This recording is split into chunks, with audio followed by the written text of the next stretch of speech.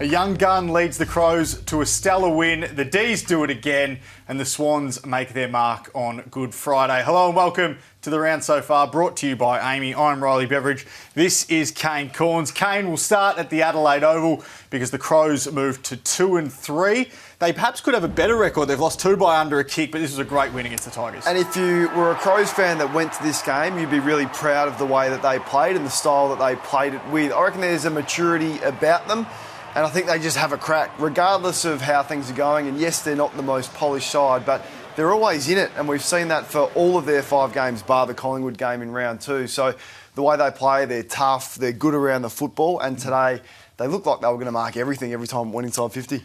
They were led by a young gun, as we mentioned, off the top. Josh Rochelle had 6 disposals and was scoreless at three-quarter time, but had 5 touches in the last quarter, kicked 2 goals, 2. He was the match winner. Yeah, what he's done for this side just shows what high draft picks can do if you get them right. There's something so special about him. He wants the ball in his hands when the game is on the line. He's kicked 12 goals for the season.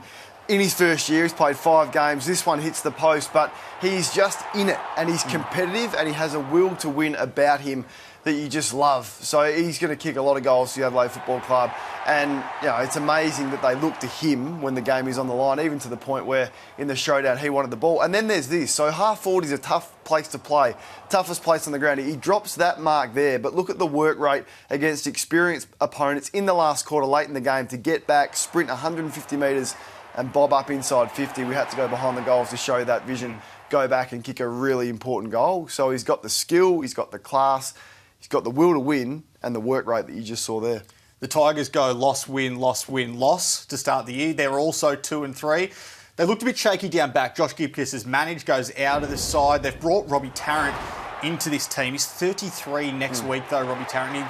He looked that age throughout the afternoon. Yeah, I reckon he had 10 kicked on him, Riley. I honestly do. Every player that he went to, they marked the footy. So Adelaide had 26 scoring shots from 51 entries against a Richmond side that traditionally defends pretty well. So he was all at sea. That wasn't him there, clearly, but he was just out of depth today. And as I said, every time the footy went in there, that looked like Adelaide were going to take the mark. And for them to kick 100 points was a big one. Clearly, Grimes was missing. And Tarrant, look, I'm not critical of them having a crack because of the stage that their list is at, but clearly it wasn't a great day for Robbie Tarrant. I had to look at every possible opportunity to extend that window. What did you make of this incident between Toby Nankervis and Braden Cook? Because there's been a lot of talk around head-high contact. Both of them came off worse for wear after this. Yeah, well, I'm interested in what happens here on the back of Paddy Ryder and Will Day, because Nankervis initiates the contact, he has an alternative, and he causes a significant head injury. Yes, they both clash heads, but it was his contact that initiated that. They both go off for the blood rule. Luckily, they both came back on and there was no concussion. But it needs to be looked at. And if Paddy Ryder misses 2 weeks, then I don't know. Nankervis probably has to miss the same. I reckon what the match review first does is they determine whether or not it's a reportable offence. Do you think it was? No, I think that's a football action.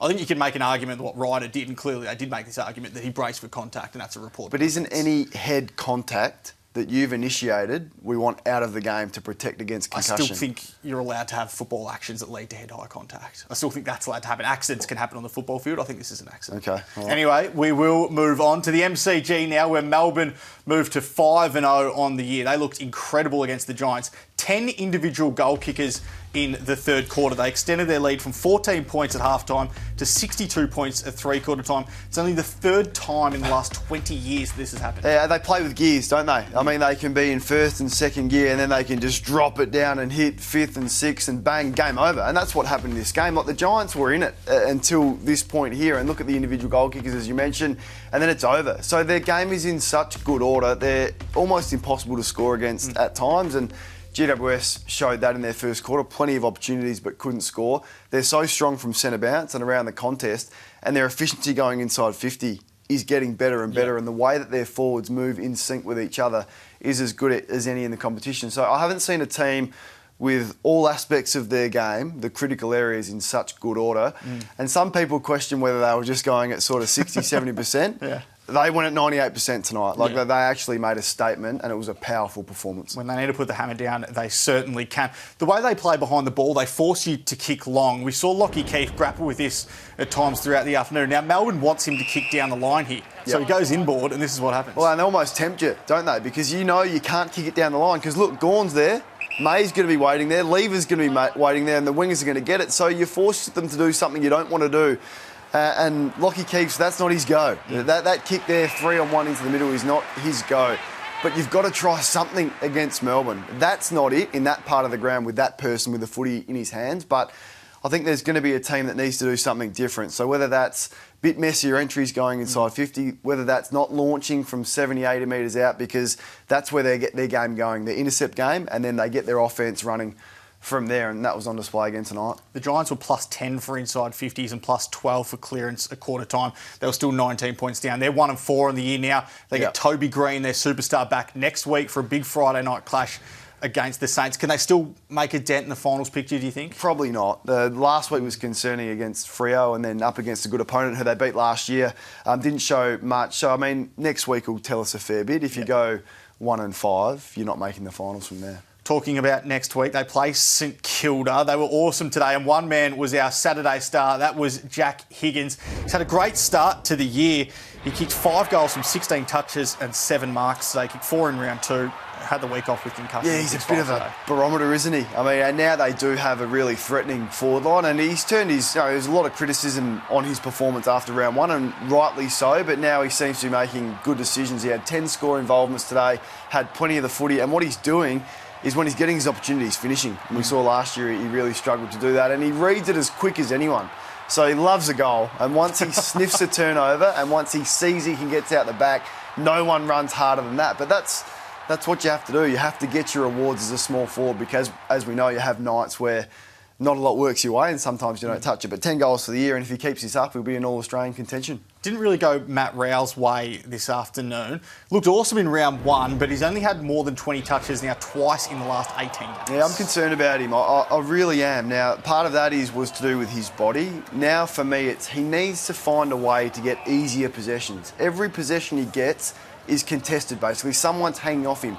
It's a tough way to play footy. So, look, he's 20 years of age. He's about to turn 21.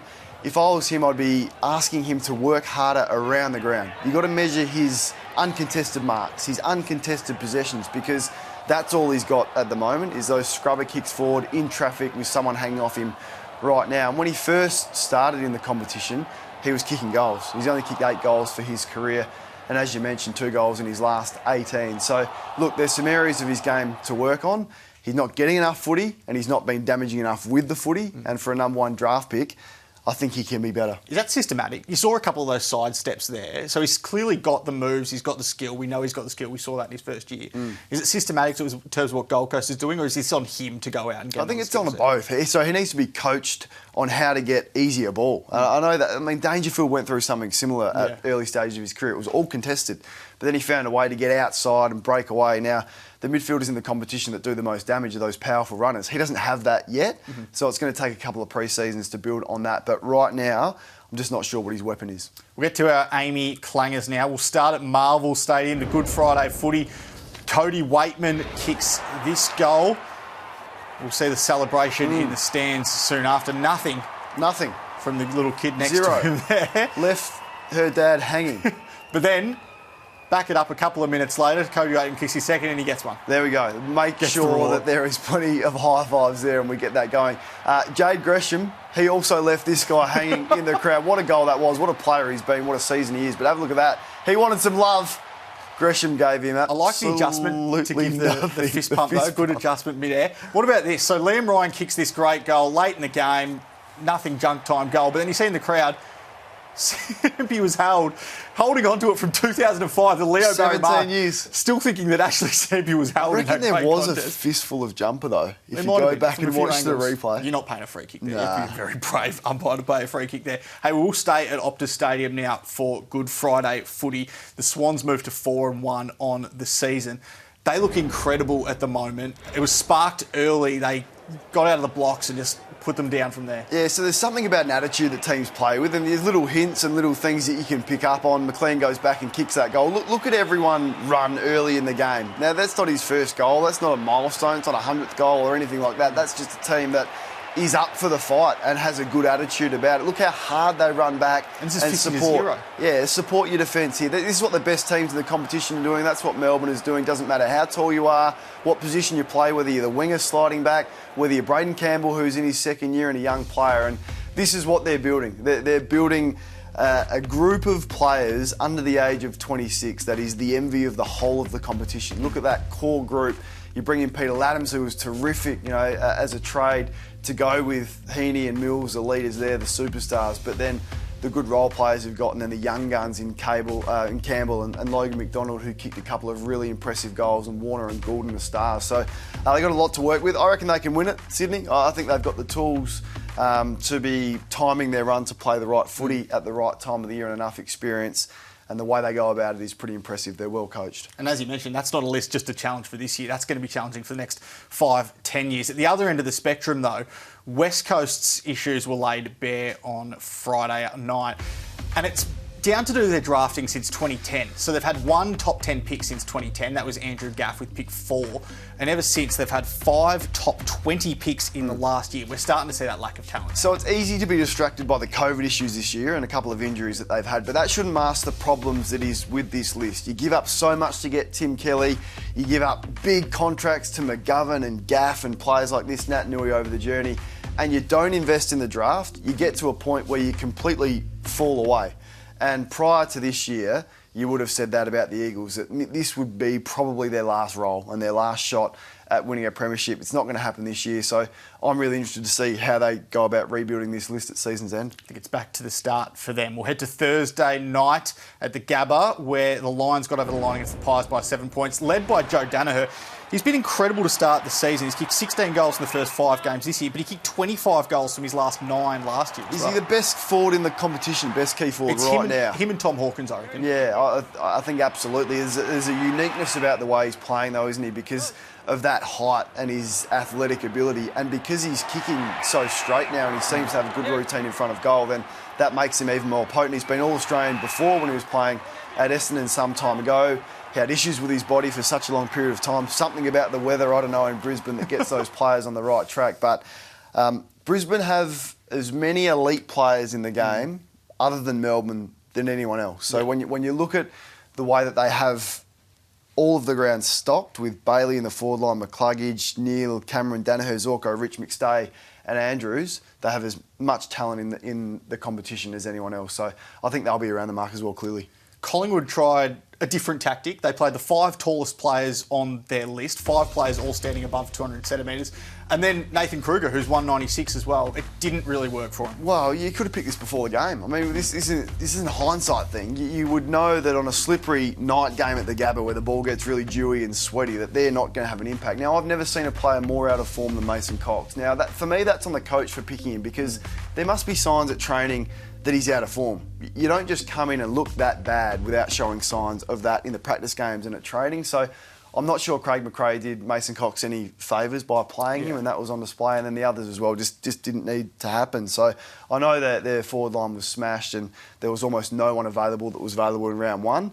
They had to try something, but that wasn't it. It was interesting that Craig McRae came in. All the talk at Collingwood was they were going to play this Richmond style of football, which is all forward half territory, smaller players in the forward line. They go with 5 above 200 centimetres. Another one of those guys above 200 centimetres is Brodie Grundy. Are you a bit worried about him? He signed this 7-year contract in 2020. Hasn't been his All-Australian best ever since. Yeah, so what is it, 5 after this? This was my criticism around long-term contracts. Like it or not, they lull the player into a false sense of security where they know regardless of how they play, they're going to get paid massive dollars. And that's the case for Brodie. Now, you hear all the right things and that he's an elite preparer, but there was some warning signs on Friday night. Didn't have a tackle, didn't have a mark. And, some of this stuff here where he lets Darcy Fort just drift forward, you wouldn't have seen this from Brodie Grundy a couple of years ago when he was in the conversation. We used to argue, who's the best ruckman? Is it Gawn or Grundy? You wouldn't now say that Brodie Grundy's a top 5 ruckman in the game. I think there's a number that have gone past him. Gawn and Jackson and Witts has probably gone past him as well. Darcy. And others. So, it's an issue for Collingwood and I'm not sure how you solve it.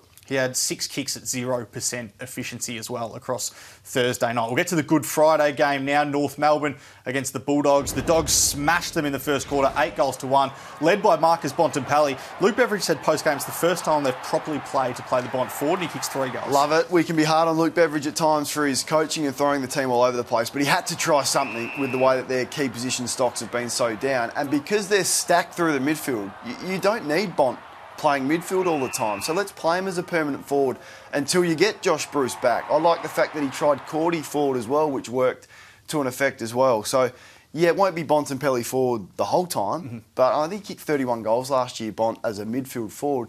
You may be able to get 35, 40 goals out of him to go with Norton and just give a different look down there. So it was good coaching, and it's something that I'd certainly persist with for, until Josh Bruce comes back from that knee. It was a one-sided Good Friday game, the second one in a row. Are you worried about it a little bit? Yeah, a little bit, but I mean, it's an easy opinion to say, take it off them. Completely. I mean, it's just an easy take. Well, just let them build it, let it settle for a while. We've given Carlton the opening round of the season for a number of years when they kept losing, and finally we get a good one and they turn it around. So North will turn it around eventually. They're invested in it. They do a lot behind the scenes. They raise a lot of money for a great cause. So just let it breathe for a little bit. I think what we've got to think about with that as well is that the first 4 years of Good Friday footy, they played the Bulldogs, then St Kilda, then Essendon, and then it was cancelled because of COVID. So they haven't had the opportunity to make it into a traditional game. I think give it 5-10 years before we start judging it. We'll have a look at the rest of the round now. It starts tomorrow. Carlton against Port Adelaide, looking to get their first win of the season. Essendon against Freo Sunday afternoon. And then the big Easter Monday game, Hawthorn-Geelong. Interesting, Hawks dropped James Warple, 2019 best and fairest winner for this game. Yeah, he was awful last week and just didn't have an impact. They got a lot of midfielders that are similar. But what about those first two? Carlton and Port Adelaide, that is a massive one. So look forward to that one and see if Port Adelaide can get on the board. Aaliyah and Robbie Gray coming back in for that one. No Cripps or no Wines for either side. Freo the real deal? Losses. If they win on Sunday, I think they are. It's a big if. I'm ready to go all in on the Dockers if they win against the Bombers on the road. Get to our one more thing now. You did mention this, some of the great money raised for the Good Friday appeal. A record $22.3 million across the day. Over 150,000 of that came from the Roos Dogs game alone. They've now raised in excess of $1 million across the 5 Good Friday games since 2017. That's not just North, that's all clubs involved. So it definitely goes to a worthy cause. Yeah, and I think some of the work the AFL players do behind the scenes that none of us see is amazing. And that's been highlighted to a certain extent without them flaunting it this week. So to all the AFL players that went and visited kids in hospital, and to all the people that donated this week, congratulations, you're making a massive impact. A massive Easter Monday on afl.com.au. It starts with Access All Areas. It finishes with AFL Exchange. Kane, love your work. Good on you, mate. See you next week. afl.com.au and the AFL Live app.